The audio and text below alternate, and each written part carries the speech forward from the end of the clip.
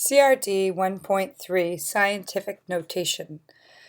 So this lesson is all about expressing really large numbers and really small numbers in a format that's called scientific notation. The concept itself is not hard, but you just have to get used to seeing a number expressed this way. So in science, a lot of times you're forced to use really large numbers to calculate things, like distances in space. This is the distance across the Milky Way galaxy, 100,000 light years. Well, 100,000 maybe isn't such a huge number, but if you were using that in a formula or computing something else using that number, it becomes cumbersome to write over and over. And also, calculators prefer to shorten things. And so if you've ever had your calculator and crunched a really big problem, or the number itself was just a huge number that the calculator couldn't hold, it would put your number into what's called scientific notation. So let me show you how it works. This number here, 100,000 light years, is expressing a very large number, and it's using 100,000 light years. So I'm basically going to write this in scientific notation, and then I'll explain it a little bit more in depth. But basically what I want to do is I want to write this number as a decimal that only has a single digit. Okay, so a number between 1 and 9.9. So this number is going to be written as 1.0, and it's going to be written as a power of 10. Times 10 to what power? Well, I have to think about where the decimal is in the real number and where I want it to go, which is right here. So how many places did I have to move it? 1, 2, 3, 4, 5 places. So this number could be written as 1.0 times 10 to the 5th power. Now this is a very small number. This is a picture of a piece of hair. So if you were going to measure that in centimeters, this number would be how many centimeters a piece of typical hair in diameter would be.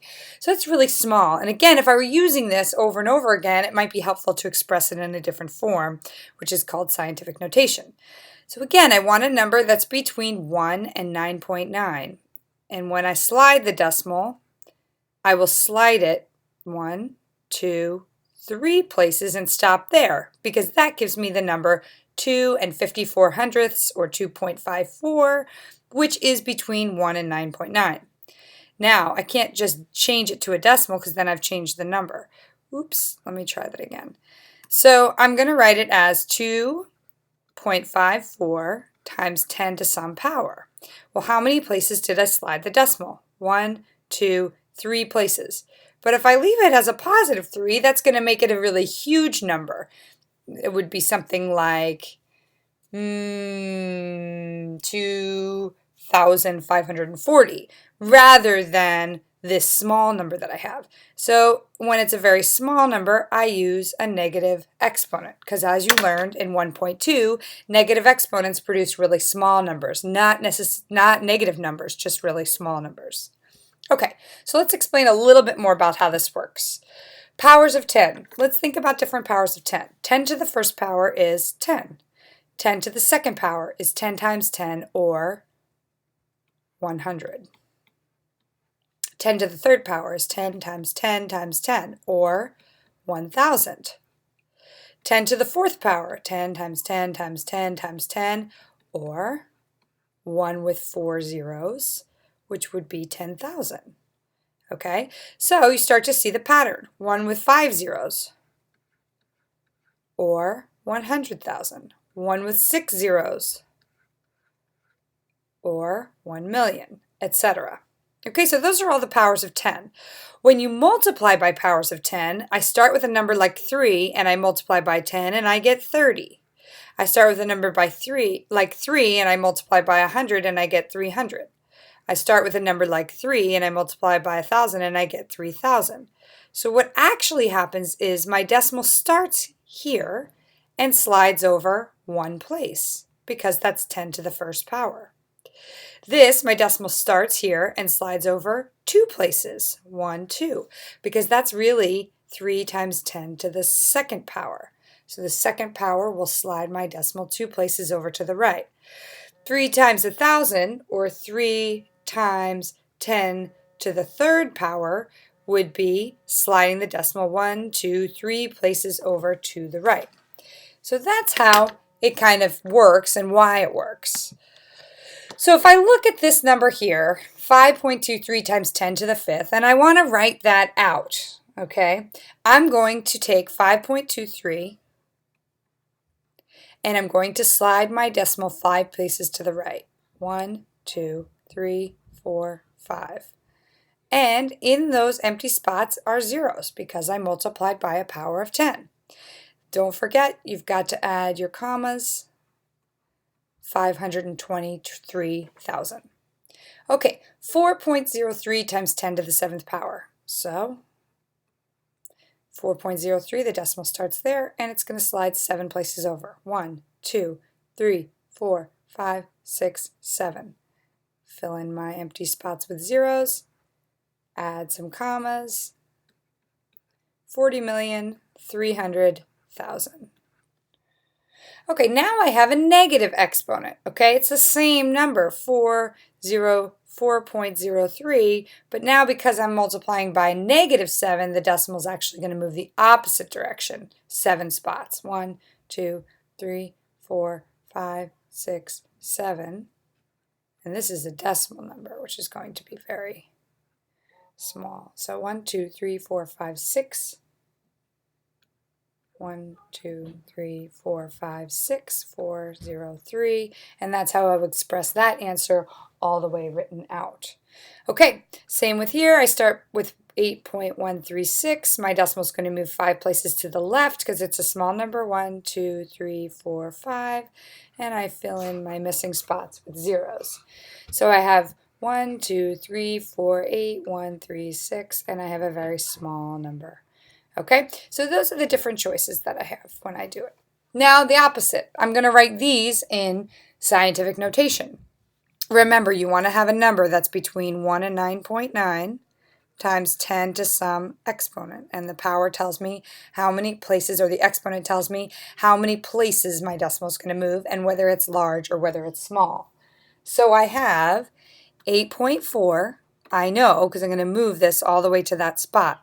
Well, how many places do I move it? 1, 2, 3, 4, 5, 6, 7, 8, 9 spots times 10 to the 9th power, and I'm done.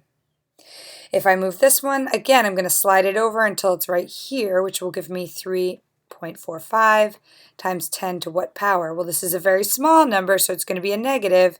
How many spots am I going to move it? 1, 2, 3, 4, 5, 6 spots over the -6th power. The only mistake that people make pretty consistently is a lot of times people will just count zeros rather than counting how many slides their decimal place moves. This is going to be 7.56. How many times did I move it? 1, 2, 3, 4, 5, 6, 7, 8 spots times 10 to the 8th power. And a lot of times people forget if it's a negative or a positive. So just be careful of those things as you proceed. 2.3, 1, 2, 3, 4 slides, but it's going to be the -4th power, and I'm going to be done with that. Okay, now if you're actually computing, you're going to have problems that you're using a formula and you're going to figure out.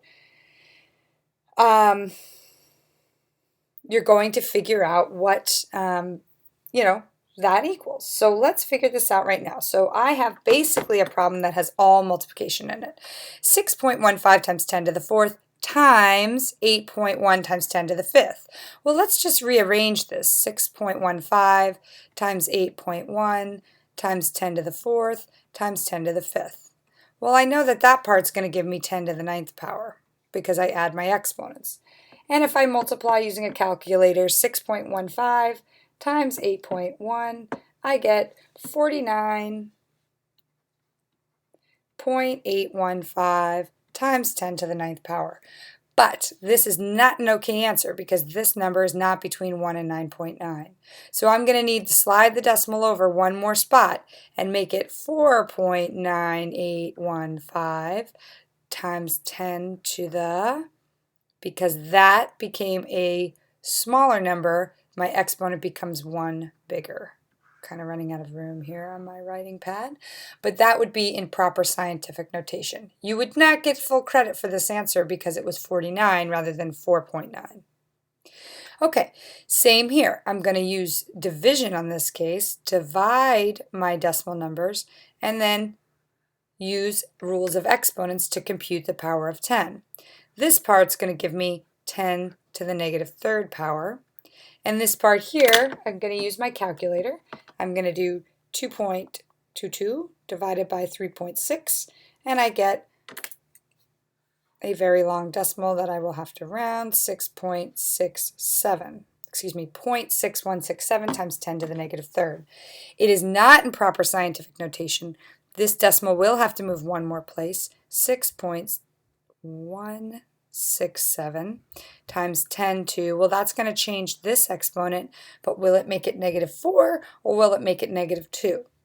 My general rule is if this number becomes bigger, it went from 0.6 to 6, so this becomes bigger, so this number gets smaller, and it's going to be the negative fourth place. And now I have two solutions that are in proper scientific notation. Okay, that's it. Good luck with the lesson.